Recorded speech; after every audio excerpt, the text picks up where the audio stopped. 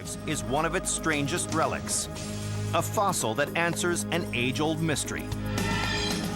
The fossil itself weighs about 10 or 12 pounds, and it's about 380 million years old.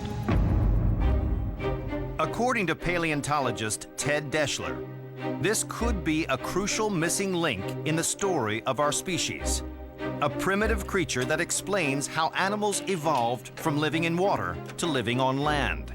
The first thing you think is, wow, you know, there's an animal that has a head that's sort of the shape of an alligator or a crocodile. But these are the remains of an ancient fish known as Tiktaalik.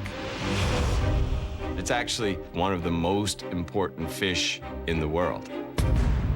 But does this fish hold the key to evolution?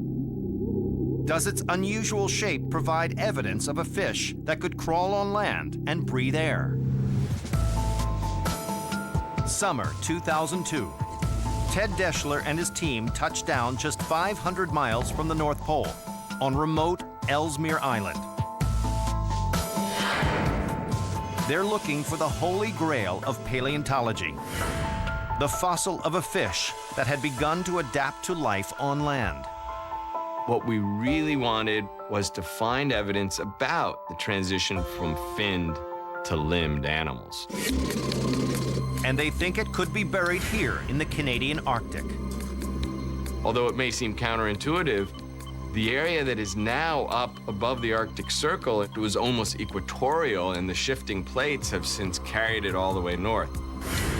The team picks, shovels, and sweeps until the barren rock begins to yield layer upon layer of fossils. They belong to known species of prehistoric fish, except for one small fragment. There was one specimen in 2002 that definitely was something different when we first found it.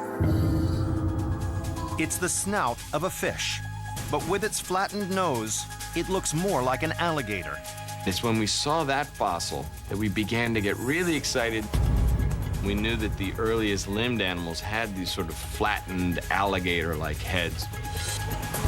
So could this fossil belong to the prehistoric creature they're looking for? A fish that had evolved to live on land. What kind of... In the Canadian Arctic, a team of paleontologists finds the fossil of a strange-looking fish. Could the remains of this prehistoric creature explain how animals evolved from living in water to living on land? Without the rest of its skeleton, the team can't be sure if this is the animal they've been looking for. In 2004, they return to the site, where finally they make their breakthrough.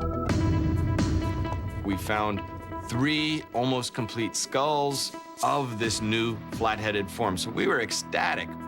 We knew we had more of the animal that we were particularly interested in. The team encases each fossil in a protective layer of plaster and rushes them back to the lab.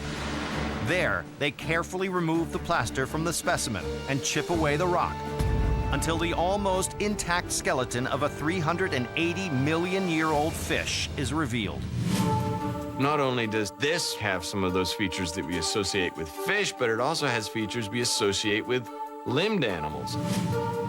The general shape of the head and the position of the eyes is not unlike a salamander, typical of animals that specialize for swampy, shallow habitats. They name the new species Tiktaalik, after the Inuit word for shallow water fish. But Tiktaalik's fins are unlike those of any fish they've seen. They contain a wrist-like joint. These fins were being used on the bottom for helping it move along. The fins could help support the body in shallow water and maybe even on land for brief periods of time. And it's outfitted with another astounding feature. As well as the gills of a fish, it has a set of primitive lungs. So this animal could have breathed both air through lungs as well as through water past the gills.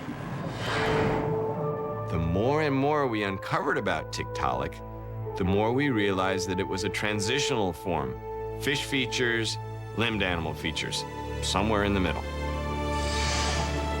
With characteristics of both fish and limbed animals, Tiktaalik appears to be the creature that first crawled out of the water onto land. Today, its fossilized skeleton sits in the vaults of the Academy of Natural Sciences in Philadelphia, providing a rare glimpse at what could be our own prehistoric ancestor.